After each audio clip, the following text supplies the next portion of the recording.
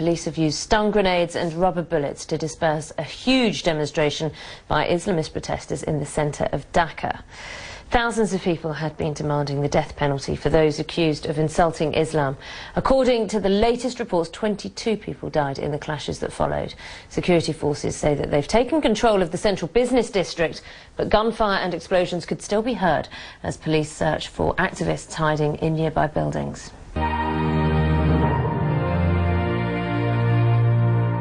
This is Hefajati Islam, an Islamic group from the port town of Chittagong. Now, its supporters are taking over the streets of the Bangladeshi capital, Dhaka. 35-year-old Hafiz Muhibul Haq is a religious school teacher who traveled all night from his village to get his voice heard. Whoever talks against Muhammad, our prophet, peace be upon him and Allah, they should be punished. This is our demand. We want to establish an Islamic state here in Bangladesh.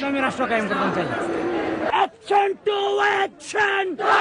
Until recently, Hefajati Islam was a little-known Islamic group made up of Islamic teachers and students.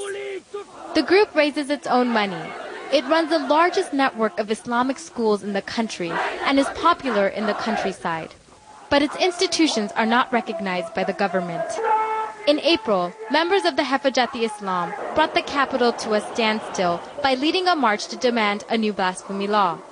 They want people who defame Islam punished. Now, the demands that they are putting forward are very much political in nature and very serious in nature.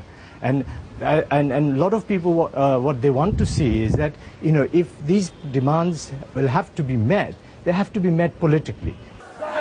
Its leaders say Hefajati Islam is not a political movement, but the group does have the support of the two largest political parties in opposition, the Bangladesh Nationalist Party and Jamaat-e-Islami.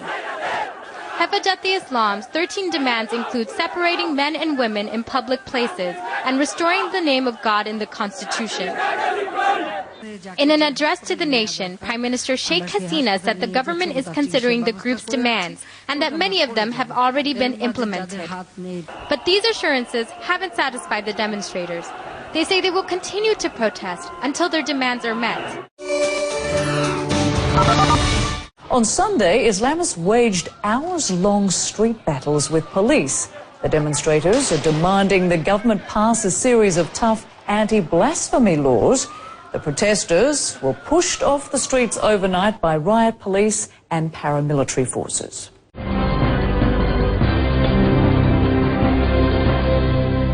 The protesters blocked main roads cutting off Dhaka from the rest of the country. Some of them set shops and vehicles on fire.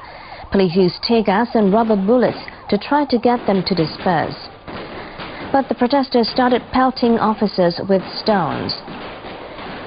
They called on the government to enact a new law on blasphemy. Prime Minister Sheikh Hasina rejected their demand, saying the current legislation is adequate.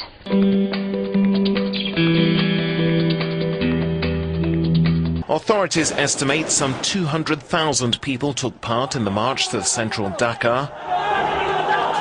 Violence is said to have erupted after police tried to intercept stick-wielding protesters in front of the country's largest mosque.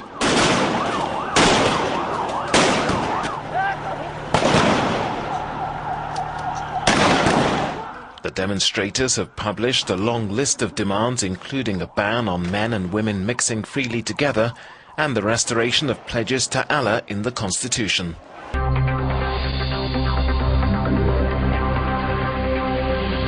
More than 15,000 security forces were deployed as protesters set fire to at least 30 vehicles and shops in the heart of the city. Dozens of small bombs also exploded, leaving smoke hanging in the air.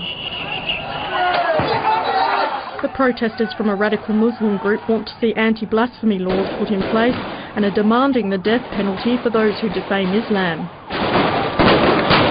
The group claims internet users are blogging to spread atheism and apparent lies about their religion.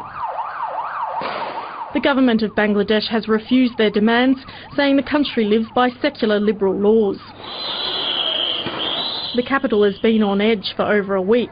This protest comes after days of anger and demonstrations following Bangladesh's worst ever industrial disaster. At At least 620 people died when a factory building collapsed on the edge of the city.